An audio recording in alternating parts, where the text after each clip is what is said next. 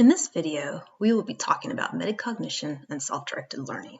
Specifically, we want to discuss how metacognition is beneficial to online learning and instructional design and is instrumental to self-directed learning. After walking through the concepts and exploring how to incorporate them in course design, we will leave you with a list of resources so you can continue researching ways to refine teaching practices. Take a minute to think about these two questions. How would you define metacognition? What does it mean to be a self-directed learner? You are drawing on what you know to answer these questions. Maybe cognition is a new term and you quickly look up its meaning. Maybe you are familiar with cognition but unfamiliar with the meta prefix. In the past, you may have experienced self-directed learning, but you have to think about and process that idea to define self-directed learning. In pausing during this video to answer questions about the subjects being discussed, you have practiced metacognitive thinking and directed your own learning. So what does this mean? Metacognition is universally described as thinking about thinking, or discerning how you know what you know, or as an awareness and understanding of one's thought process. The word itself breaks down to beyond thinking and describes an elevated level of cognitive thinking. Metacognition involves planning, monitoring, and regulating your thinking. These strategies put learning into the hands of the learner, giving them skills to accomplish self-directed learning by taking their own initiative and controlling their own learning process. To better understand the concept of metacognition and self-directed learning, researchers use a ballet dancer as a metaphor.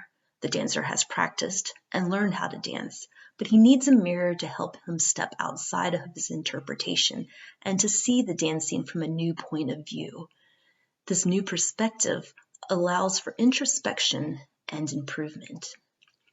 Studies have shown that university students lack metacognitive skills in their approach to learning. Like the dancer, they need metaphorical mirrors to help them step back, reflect, and direct their learning.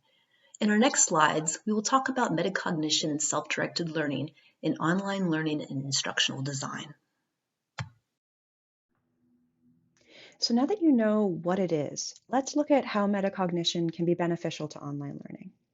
Since online courses require the student to take more responsibility for their learning, they can often be left feeling unprepared if they're used to a physical class with easier social connections and structured class time. This is something we've seen a lot of during the recent shift to remote due to the pandemic. One study looked at this remote learning situation and found that the implementation of well-scaffolded metacognition strategies was a predictor of student success. These strategies followed the same three categories mentioned before, but were clearly outlined to help guide the students through the process. For the planning phase, that involves goal setting and asking questions such as, what am I supposed to learn? And how can I learn it? The monitoring phase involves active learning, asking questions such as, am I on the right track? And the regulating phase involves self-reflection and adaptation based on the answers to questions such as, is there anything I don't understand? And what could I do differently? Some examples of metacognitive activities that help students complete this process include muddiest point exercises, summarizing key concepts, structured reflection journals, and exam wrappers. Beyond its impact on student learning, metacognition plays a significant role in the instructional design process. Not only do we need to consistently assess our own knowledge on learning theory and strategies, but we also need to think about how other people think. For example, consider learning contracts, which are an approach used to help scaffold self-directed learning for students. The student will need to outline their learning objectives, the study strategies they'll use, a schedule they'll follow, and the various ways that their learning can be measured. This is quite similar to a course development plan, which considers all of the same factors. The primary difference is just that the student plan uses metacognition to understand personalized learning needs, while the course plan focuses on the instructor's understanding of what the students will need. Here's another example that illustrates how closely metacognition ties into instructional design. This is a section of a BLAST chart, which stands for Bloom's-Based Learning Activities for Students. This was developed as a metacognitive tool to help biology students identify their knowledge gaps and select appropriate learning activities to fill them. The students would take an assessment that had questions mapped to each of Bloom's levels, then consult this table to select individual or group activities that could help fill those gaps that were identified by the questions they answered incorrectly. For instance, if a student needed to increase their knowledge, they could practice labeling diagrams or check the drawing that another student labeled. Thus, just as instructional designers use Bloom's taxonomy to help plan objectives and activities, metacognitive tools such as this chart can be applied to allow students to mirror the same process. Now it's time to pause and consider. Pause this video and take a moment to reflect on the following questions. Consider a time that you've had to think like a student or instructor when designing a course. How did you approach that? And how did you communicate those thoughts to your colleagues and instructors? Like with any learning strategy, metacognition should be implemented intentionally to align the strategy with the learning outcomes. There are potential situations where metacognition can hamper the learning experience.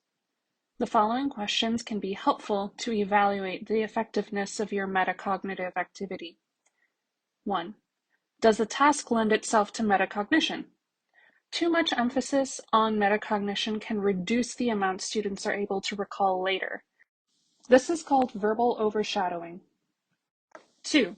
Does the effort involved in the metacognitive strategy overwhelm the desired learning outcome?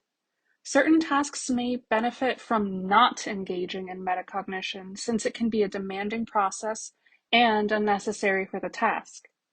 It can also pose issues if metacognition is not carefully scaffolded into the activity, or if students don't have a foundation of the subject matter. 3.